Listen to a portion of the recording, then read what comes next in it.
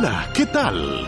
Bienvenidos a En Pocas Palabras, el podcast de Omar García. En Rusia, la tristemente célebre cárcel de ballenas del mar de Ojotsk en el lejano oriente ruso fue desmantelada para impedir que se repita esa práctica. La Fiscalía de Protección Ambiental de la región del Amur ordenó la destrucción de las construcciones flotantes que quedaban aún en la bahía. El escándalo de la cárcel de ballenas, donde se encontraban retenidas casi un centenar de orcas, se desató a principios de 2019 y se convirtió en un grave problema de imagen para Vladimir Putin.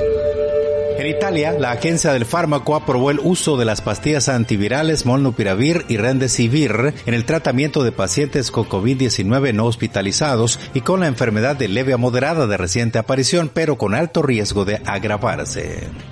La Organización Panamericana de la Salud indicó que los casos de COVID-19 en el continente americano aumentaron un 50% y las muertes se incrementaron un 11% durante los últimos 7 días. Más de la mitad de los países y territorios de la región comunicaron un incremento de casos superior al 20%. La variante Omicron de la enfermedad se notificó en 27 países y territorios de América.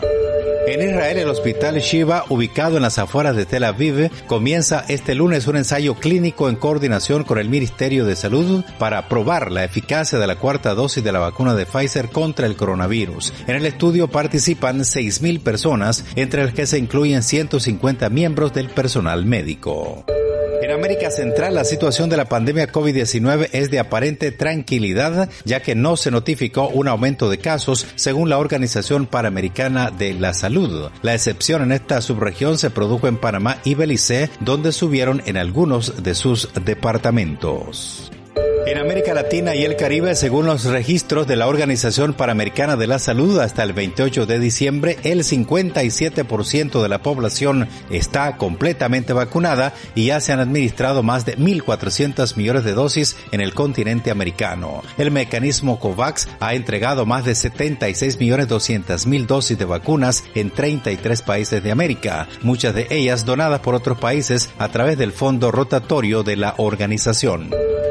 En Sudáfrica, directivos de la Johnson & Johnson anunciaron nuevos resultados preliminares de un estudio en fase 3 que demuestra que una inyección de refuerzo de la vacuna de Janssen contra el coronavirus tiene una eficacia del 85% contra la hospitalización relacionada con el COVID-19.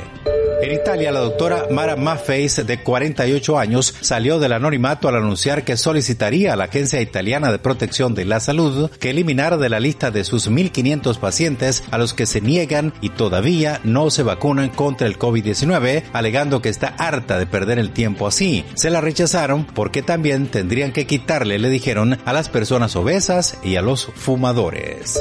En China, directivos de Samsung Electronics y Micron Technology, dos de los mayores fabricantes de chips de memoria del mundo, advirtieron que el bloqueo de la ciudad de Xi'an podría afectar a sus bases de fabricación de chips en la zona. 13 millones de habitantes, incluyendo obviamente a los trabajadores, cumplen 9 días de encierro.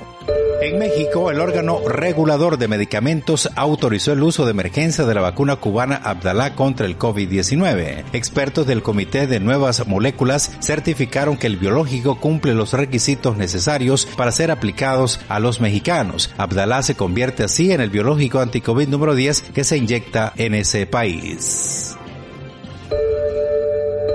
Gracias por elegirnos entre el infinito mundo de las comunicaciones actuales.